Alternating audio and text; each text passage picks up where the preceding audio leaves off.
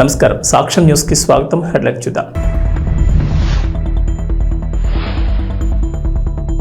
ఈ రోజే లోక్సభ స్పీకర్ ఎన్నిక. స్పీకర్గా ఓం బిర్లా ఎన్నిక లాంఛనమే అంటున్న విశ్లేషకులు.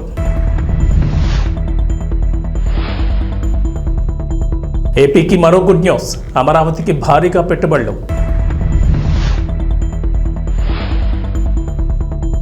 కేంద్ర నిబంధనలు అమలు చేస్తున్నాం. ఎన్హెచ్ఎం బకాయిలు విడుదల చేయండి. సీఎం రేవంత్.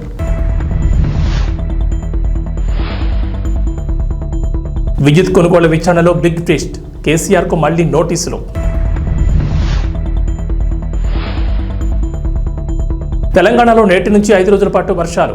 1-2 చోట్ల భారీ వర్షాలు కురిసే ఛాన్స్. లోక్సభ స్పీకర్ ఎన్నిక విషయంలో ప్రతిపక్ష ఇండియా కూటమి అధికార ఎన్డీఏ అలయన్స్ కు సఖ్యత కుదరకపోవడంతో ఎన్నికలు అనివార్యంగా మారాయి. డిప్యూటీ స్పీకర్ పదవి కోసం పట్టుబట్టిన ప్రతిపక్షం ఎన్డీఏ కూటమి నుంచి ఎలాంటి హామీ రాకపోవడంతో చివరి నిమిషంలో కేరళ ఎంపీ కె సురేష్ ను బరిలోకి దింపింది. బుధవారం ఉదయం 11 గంటలకు లోక్సభలో స్పీకర్ ఎన్నికల ఓటింగ్ జరగనుంది. ఇరు కూటములు తమ పార్టీల ఎంపీలకు విప్ జారీ చేశాయి. పార్టీల బలాబలాల దృష్ట్యా స్పీకర్గా ఓం బిర్లా ఎన్నిక లాంఛనమేనని రాజకీయ విశ్లేషకులు చెబుతున్నారు. లోక్సభలో ఎన్డీఏ కూటమికి 293 మంది ఎంపీలుండగా వైసీపీకి కూడా మద్దతు పలకడంతో ఓం బిర్లాకు 297 మంది ఎంపీల సంఖ్యాబలం ఉంది. ఇక ఇండియా కూటమి తరఫున పోటీ చేస్తున్న కె సురేష్ కు 234 మంది ఎంపీలు మద్దతుగా ఉన్నారు. ఆంధ్రప్రదేశ్లో ఎన్డీఏ కూటమి ప్రభుత్వం కొలువు తీరింది. పాలన కూడా మొదలైంది. ముఖ్యమంత్రిగా నారా చంద్రబాబు నాయుడు బాధ్యతలు తీసుకున్న తర్వాత అమరావతిలో పనులు ఊపందుకున్నాయి. ఈ క్రమంలో రాష్ట్రానికి కొత్తగా పెట్టుబడి దిశగా అడుగులు పడుతున్నాయి. ఏపీలో పెట్టుబడి పెట్టేందుకు పలువురు ఆసక్తి చూపిస్తున్నారు. తాజాగా చెన్నైలోని ఆస్ట్రేలియన్ కాన్సులేట్కి చెందిన ప్రతినిధులు సిఆర్డీఏ కార్యాలయానికి వెళ్లారు. ఆస్ట్రేలియన్ కాన్సుల్ జనరల్ సిలై జాకీ ఆధ్వర్యంలో బృందం సిఆర్డీఏ కమిషనర్ కాటంనేని భాస్కర్తో భేటీ అయ్యారు.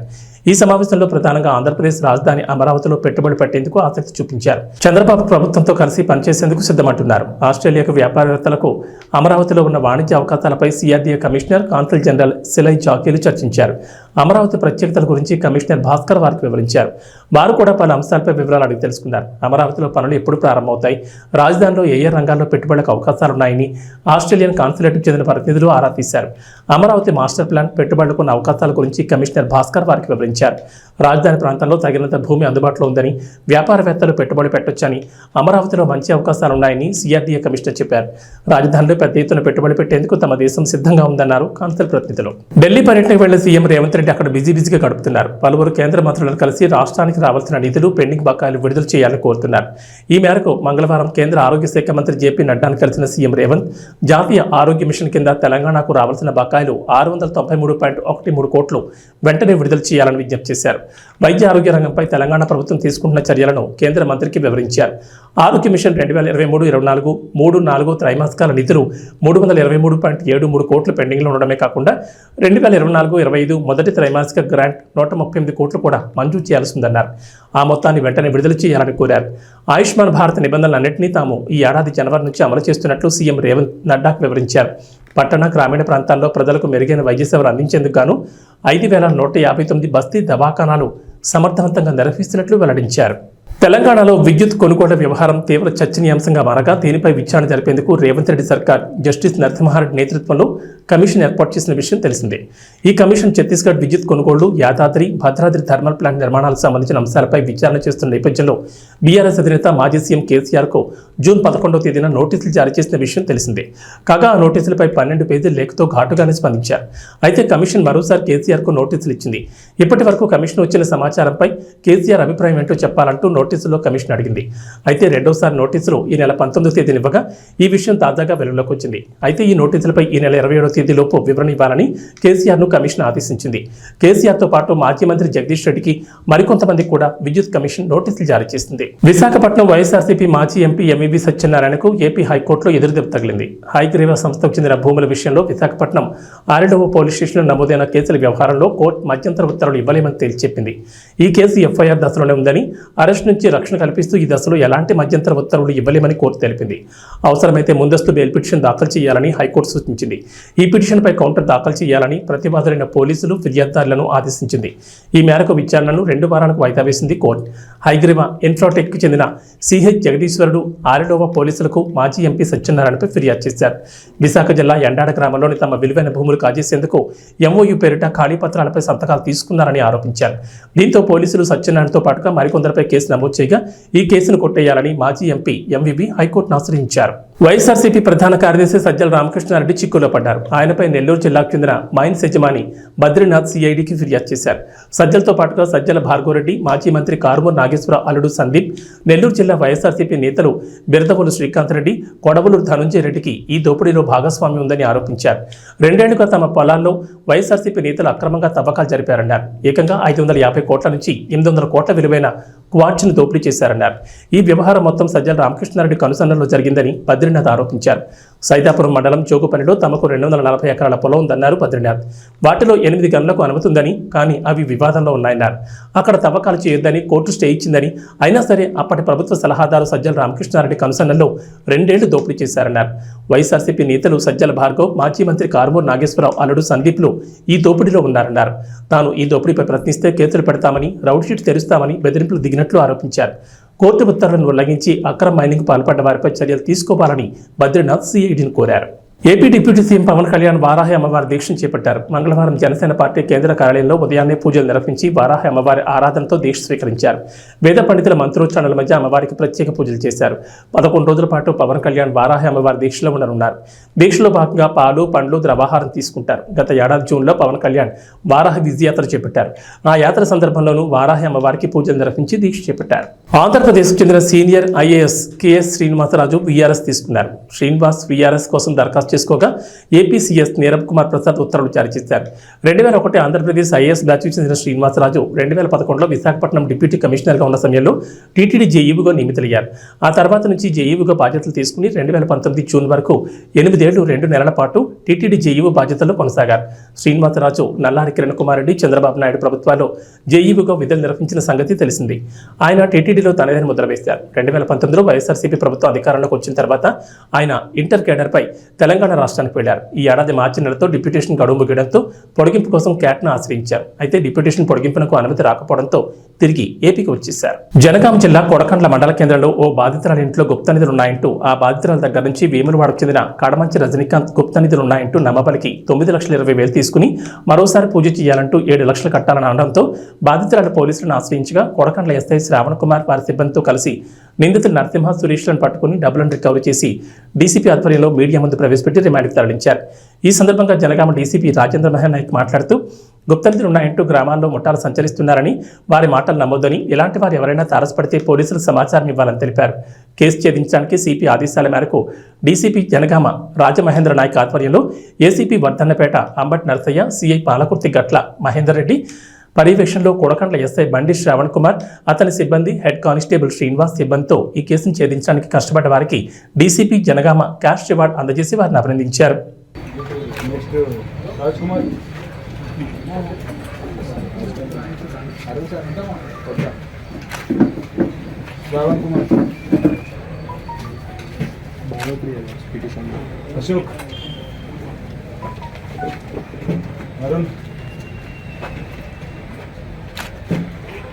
संपर्क श्रीनिवास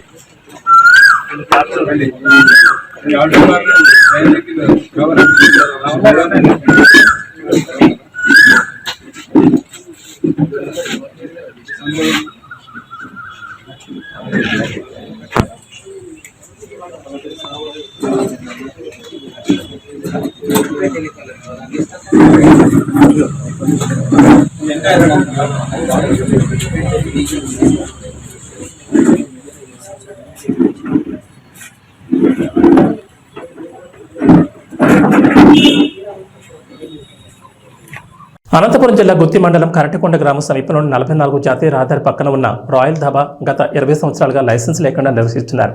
ధాబా నిర్వాహకుడు అధికారులను ఏ లెవెల్లో మేనేజ్ చేస్తుంటాడో అర్థమవుతుంది. ఆ ధాబాలో తిన్న ఒక వ్యక్తి జిల్లా కలెక్టర్ ఫిర్యాదు చేశాడు. ఫుడ్ను అధిక ధరలకు విక్రయించడమే కాకుండా నాణ్యత లేని పదార్థాలతో పాటు రోజుల తరబడి నిల్వించిన మాంసాన్ని వండి అనారోగ్యానికి గురి చేస్తున్నారని ఫిర్యాదు చేశాడు. ఈ నేపథ్యంలో జిల్లా కలెక్టర్ ఉత్తర్వులతో జిల్లా ఫుడ్ ఇన్స్పెక్టర్ తస్లీంకు రిఫర్ చేసి తనిఖీ చేయమని ఆదేశాలు జారీ చేశారు. ఈ తరుణంలో ధాబాను తనిఖీ చేయడానికి వెళ్లిన మహిళా అధికారిని తస్లీమపై డాబా నిర్వాహకుడు రాముతో పాటు అక్కడున్న వ్యక్తులు తమ డాబాలోని ఎందుకు పరిశీలిస్తున్నారని మీ అంతు చూస్తామంటూ బెదిరిస్తూ అసభ్య పదజాలతో దూషించారని మీడియాకు తెలిపారు. ఫుడ్ ఇన్స్పెక్టర్ వచ్చిందని సమాచారం తెలుసుకున్న మీడియా సిబ్బంది కవరేజ్ చేయడానికి వెళ్లిన వారిపై కూడా దురుసుగా ప్రవర్తించారు. ఫ్రిడ్జ్లో కొన్ని రోజుల నుంచి నిల్వ ఉంచిన మసాలాలతో పాటు బాయిల్ చేసిన మాంసాన్ని అందులో ఉంచారు. అదేవిధంగా పెరుగులో కూడా ఈగలు చనిపోయి ఉన్న పెరుగును ఫ్రిడ్జ్లో ఉంచారని గడువు తీరిన సోయాసాసులను గుర్తించి సీజ్ చేశారు. వాటితో పాటు కిచెన్లో ఎక్కడ చూసినా అపరిశుభ్రత నెలకొంది. వీటితో పాటు అధిక స్థాయిలో కలర్లను వాడుతూ ప్రజల రోగాల బారిన పడేందుకు కారణమవుతున్నారని తెలిపారు.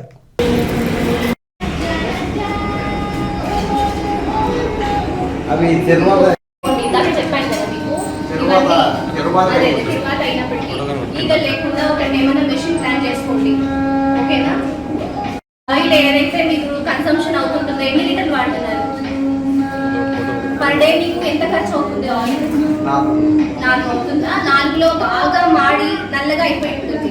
ఆ నూనెని కలెక్ట్ చేసి పెట్టుకోండి. ఇప్పుడు ఎలాగో నా నంబర్లు కూడా ఇచ్చాను మీకు, వాళ్ళు వచ్చి కలెక్ట్ చేసుకొని మీ దగ్గర ఏజెన్సీ ఉంటుంది అనమాట, అది బయోడీజిల్ గా కన్వర్ట్ చేస్తారు.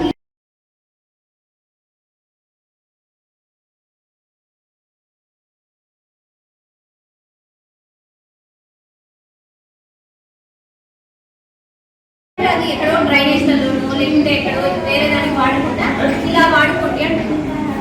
ఆ తర్వాత ఎక్కడైతే ఉందో స్టోరేజ్ అన్నది కొంచెం నీట్గా దాని మీద క్లాత్ లాంటిదో లేకుంటే ఇంకోటో వేసి పెట్టేసుకోండి. క్యాప్స్ ఉండేలాగా తీసుకోండి.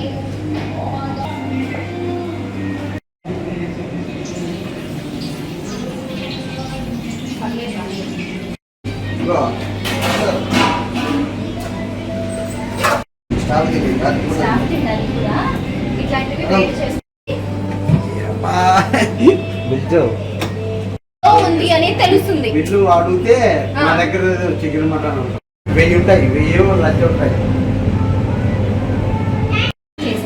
అదే అట్లాంటివి స్టోర్ లో ఫ్రిడ్జ్ లో స్టోర్ చేసుకోకూడదు. మీరు గంటలో వాడేలా ఉంటేనే చేసుకోండి. అది ప్యాకెట్ లో ఉండాలి. అది అయిపోకపోతే మాకు ఎట్లా వ్యాపారం అందుకే నేను ఏమంటున్నానంటే చాలా తక్కువగా కలుపుకొని పెట్టండి. ఎక్కువ మోతాదులో ఎంత వ్యాపారం చేసుకున్నా మీరే చెప్తున్నారు. ఇంతనే చేసుకుంటా రాపా సాలరా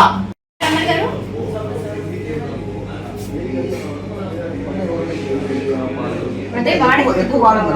అసలు మీకు ఇబ్బంది అవుతుంది. ఎవరికైనా అసలు సింథటిక్ ఫుడ్ కలర్స్ వల్ల హార్మింగ్ ఎక్కువ ఉంటుంది, పబ్లిక్ కి హార్మ్ జరుగుతుంది అన్నప్పుడు అసలు వాడకండి. కలర్ వాడకండి న్యాచురల్ గా వెళ్తూ ఉండండి అంటున్నారు.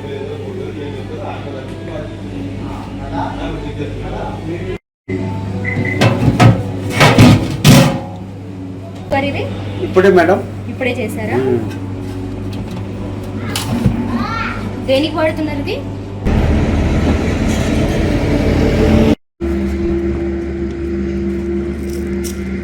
ఎక్స్పైర్ అయింది. మనం సీజ్ చేసాము రాయల్ ధాబాలో. సంగవి సోయా సాస్ అని చెప్పేసి 4 బాటిల్స్ మనకి నోటీస్ అయ్యాయి. ఈ 4 బాటిల్స్ కాకుండా ఇంకా 4 లేబుల్ లేకుండానే స్టోర్ చేసి ఉన్నారు. అవి కూడా తీసుకున్నాము. సో ఇవి చూసినట్టయితే మనం మ్యానుఫ్యాక్చరింగ్ డేట్ ఒకటి 7/20/22. దీనికి బెస్ట్ బిఫోర్ 12 months ఉంటుందండి. అలాంటిది ఒక 2021లో మ్యానుఫ్యాక్చరింగ్ అయిన బాటిల్ కూడా మనకి ఇక్కడ అవైలబిలిటీలో ఉంది. సో స్టోర్ రూమ్లో ఇవన్నీ 4 బాటిల్స్ కూడా మనం సీజ్ చేసాము యాజ్ పర్ యాక్ట్.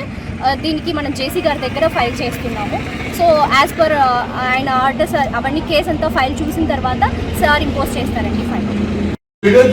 అవును, తీయకూడదు. మా హక్కు కదా, మేము తీయాలి కదా. నువ్వు తీసింది చాలా అనేది ఏంది?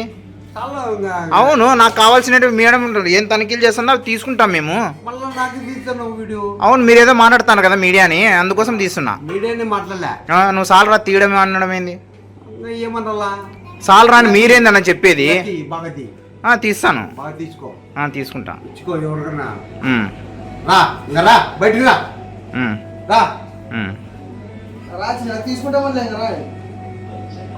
ఓకే అండి అందరికీ ఇవాళ కలెక్టరేట్ నుంచి మనకి కంప్లైంట్ రావడం జరిగింది. రాయల్ డాబాలో కల్తీ జరుగుతుంది, ఆహారానికి సంబంధించి నాణ్యత లేదు అని చెప్పేసి. సో దాన్ని బేస్ చేసుకొని మనం ఇవాళ రైడ్ చేయడం జరిగింది. రాయల్ డాబా గుత్తి హైవే మీద, గుత్తి టు కర్నూలు హైవేలో సిచ్యువేటెడ్ అయింది అండి ఇది.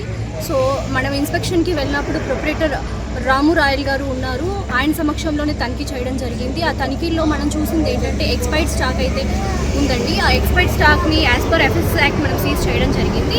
దాంతోపాటు ఫ్లైస్ ఎక్కువ ఉన్నాయి. ఆ ఫ్లైస్కి కంట్రోల్ చేయడానికి ఇన్సెక్టిక్యూటర్ కూడా అడాప్ట్ చేసుకోమని చెప్పాము. దాంతోపాటు హైజీనిక్ రిక్వైర్మెంట్స్ కూడా మీట్ అవ్వట్లేదు. ఫుడ్ హ్యాండ్లర్స్ కూడా గ్లౌజ్, క్యాప్స్, ఆ తర్వాత వాళ్ళకు ఉండే గోర్లు కూడా కత్తిరించుకోవాలి. అలాంటి మినిమం హైజీన్ కూడా మెయింటైన్ చేయట్లేదు. వాళ్ళకి అదే రెక్టిఫై చేసుకోమని చెప్పడం జరిగింది. అలానే వీళ్ళు ఎప్పటి నుంచో 20 years నుంచి రన్ చేస్తున్నా ఫుడ్ లైసెన్స్ లేకుండా చేస్తున్నారు. సో ఇవాళ నోటీస్ ఇవ్వడం కూడా జరిగింది. వాళ్ళు వెంటనే 7 రోజుల లోపు తీసుకోవాల్సి వస్తుంది. 7 రోజుల లోపు కనుక వాళ్ళు తీసుకోకపోతే వెంటనే మనం కేసు ఫైల్ చేయడం జరుగుతుంది. అదే కాకుండా మీరు దాడులు చేస్తున్నప్పుడు వాళ్ళు మిమ్మల్ని అడ్డుకునే పరిస్థితి, దీన్ని ఎలా భావిస్తారు? వాళ్ళు ఎలా అంటే అలా అబ్యూజ్డ్గా వర్డ్స్ కూడా యూజ్ చేస్తున్నారు. ఎలా అంటే అలా దౌర్జన్యంగా మాట్లాడుతూ మీరు ఎలా చేస్తారని చాలా దారుణంగా మాటలు అనడం కూడా జరిగింది. దాన్ని సార్ట్అవుట్ చేస్తూ కూడా మనం లాస్ట్ వరకు కూడా సిఐ సార్ కానివ్వండి, ఇక్కడ మన విజిలెన్స్ ఫణీంద్ర సార్ సమక్షంలో వాళ్ళు మాకు గైడ్ చేయడం వల్ల ఇది కంప్లీట్గా వాళ్ళ చేత సిగ్నేచర్స్ చేంజ్ చేసుకొని కేసు క్లోజ్ చేయడం జరిగింది. ఇది త్వరలో ఇప్పుడు జేసీ సార్ దగ్గర కూడా ఫైల్ చేస్తాం. మేజర్గా ఏమేమి ఐటమ్స్? మేజర్గా ఇది సంఘవి సోయా సాస్ అని చెప్పేసి ఎక్స్పైర్డ్ ఐటమ్స్ కూడా వాళ్ళు స్టోర్ రూమ్లో పెట్టడం జరిగింది. సో దానికి తగ్గట్టు బిల్స్ కూడా అడిగాము ఆ ప్రొడక్ట్స్వి. వాళ్ళు ప్రొడక్ట్స్ బిల్ కూడా డిస్క్లోజ్ చేయలేదు. సో దాన్ని మనం సీజ్ చేసాము యాజ్ పర్ ఎఫ్ఎస్ఎస్. చికెన్ మన స్టోరేజ్ రెఫ్రిజిరేటర్స్ అయితే తనిఖీ చేయడం జరిగింది. వాళ్ళు స్టోరేజ్ చేస్తుంది కూడా ఓపెన్గా బాయిల్డ్ చికెన్ కూడా పెట్టారు. దానికి బిల్స్ అడిగితే కూడా లేదు అన్నారు. సో అది డిస్ట్రాయ్ చేయడం జరిగింది.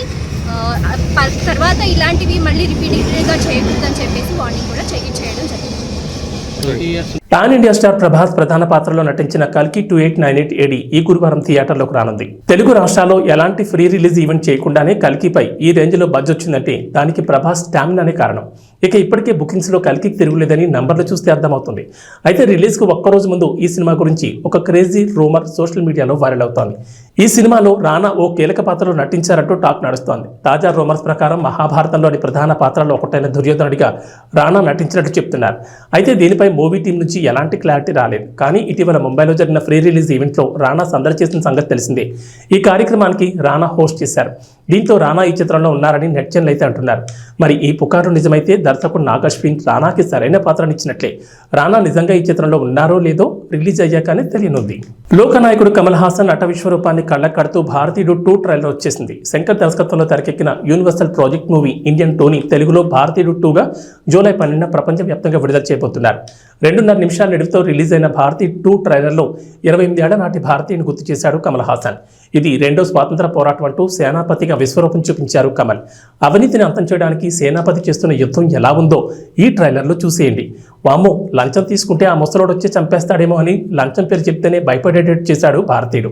ఇది సినిమానే కావచ్చు, కానీ భారతీయుడు సినిమా ద్వారా లంచగొండుల గుండెల్లో రైళ్లు పరిగెత్తించాడు కమల్ హాసన్. దాదాపు 28 ఏళ్ల క్రితం వచ్చిన ఈ సినిమాకి సీక్వెల్ రాబోతోంది. అదే భారతీయుడు 2. శంకర్ దర్శకత్వంలో చాలా ఏళ్ల క్రితం మొదలైన ఈ సినిమా ఎట్టకేలకు విడుదలకు రెడీ అయింది. జూలై 12న భారతీయ 2 ప్రపంచవ్యాప్తంగా విడుదల కానుండగా రిలీజ్ ట్రైలర్ను మంగళవారం విడుదల చేశారు. 2.5 నిమిషాల నిడివితో ఉన్న ఈ ట్రైలర్లో ఇది రెండో స్వాతంత్ర పోరాటం అంటూ సేనాపతిగా కమల్ హాసన్ నట విశ్వరూపం చూపించారు. అమెరికా విండీస్ సంయుక్తంగా ఆతిథ్యమిస్తున్న T20 ప్రపంచ కప్ సూపర్ 8 దశ ముగిసింది. దీంతో సెమీస్కు చేరే 4 జట్లపై ఉత్కంఠకు తెరపడింది.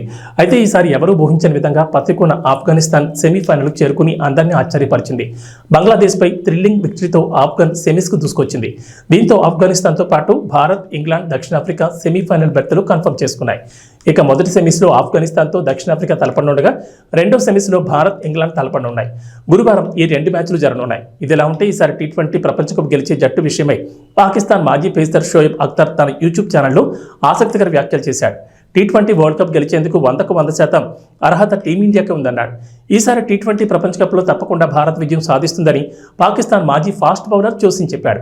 ఇక సూపర్ 8లో సెయింట్ లూసియా వేదికగా జరిగిన తన ఆఖరి మ్యాచ్లో రోహిత్ తన సేన ఆస్ట్రేలియాపై అద్భుతమైన ప్రదర్శనతో ఆకట్టుకున్న విషయం తెలిసిందే. 24 పరుగుల తేడాతో విజయం సాధించి గ్రూప్ 1లో అగ్రస్థానంలో నిలిచింది. దీంతో జూన్ 27న ఇంగ్లాండ్తో సెమీఫైనల్ పోరుకు సిద్ధమైంది.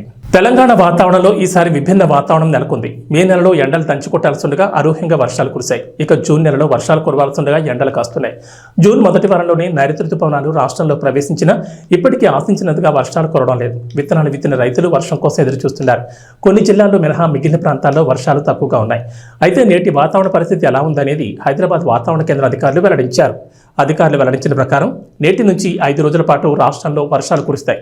ఓ మోస్తరు నుంచి భారీ వర్షాలు కురిసే ఛాన్స్ ఉందని వెల్లడించారు. ఏబీ బులెటిన్ విశేషాలు. నమస్కారం.